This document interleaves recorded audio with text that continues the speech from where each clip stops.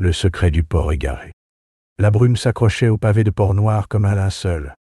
Les lampadaires grésillaient au-dessus des ruelles vides, et l'odeur du sel et du gasoil flottait dans l'air, rance et collante. C'est dans ce décor que le corps a été retrouvé. Une femme, allongée dans la cale d'un vieux cargo battant pavillon inconnu. Pas de papier, pas de sang, rien, sauf un collier. Un collier de perles noires, mat et parfaitement aligné, enserrant son cou comme un serpent figé. Le commissaire Émile Dupont fut le premier sur les lieux. En voyant le collier, il s'arrêta, net. Son cœur hâta un battement. Il en avait déjà vu un semblable. Exactement le même, il y a 10 ans, porté par sa femme, le soir de sa mort. Cette nuit-là, elle avait été retrouvée morte dans leur salon.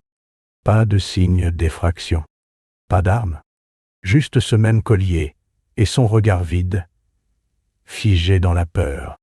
Depuis, Dupont vivait comme une ombre, errant entre les dossiers et les cendriers plein. Mais là, le passé venait de se réveiller. Et il puait autant que les quais au lever du jour. L'affaire prit rapidement de l'ampleur.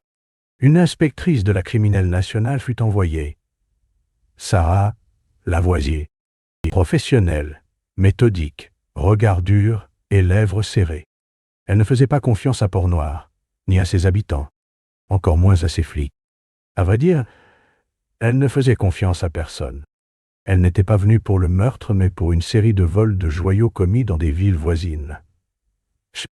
Plusieurs pièces rares avaient disparu, sans bruit, sans trace.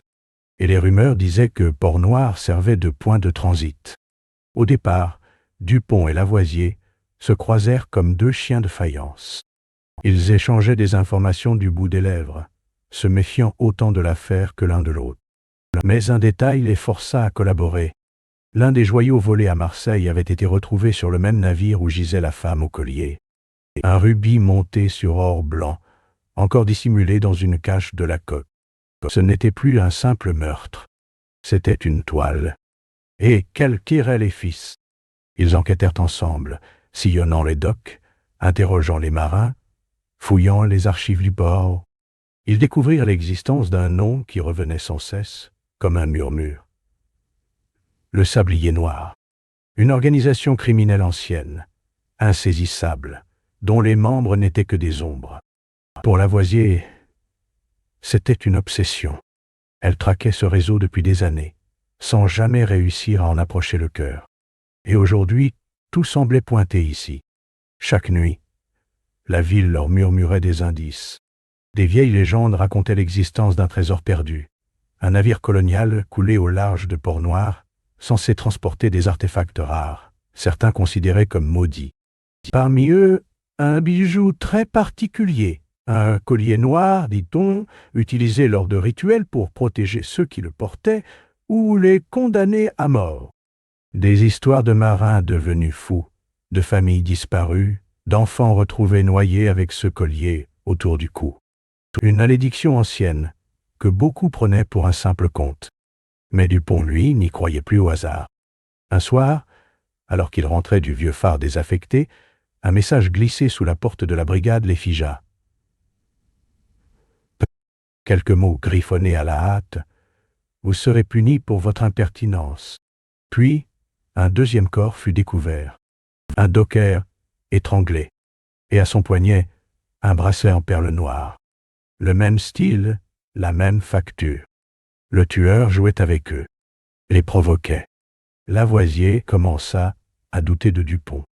Il connaissait trop bien cette histoire. Il semblait toujours devancer les indices.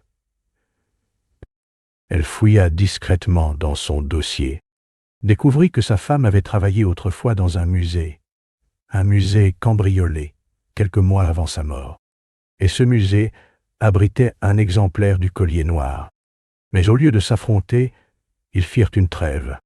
Une piste les mena à un entrepôt abandonné, près du quai 17. À l'intérieur, ils trouvèrent des caisses remplies de bijoux volés, des plans, des noms, un vaste réseau d'acheteurs et de contrebandiers. Ils venaient de découvrir une plaque tournante de trafic international.isa. Tout partait de Port-Noir. Ils alertèrent la brigade. Une opération fut lancée. Plusieurs arrestations. Des membres du Sablier Noir identifiés, capturés. Lavoisier tenait enfin un morceau de l'organisation qu'elle avait juré de faire tomber.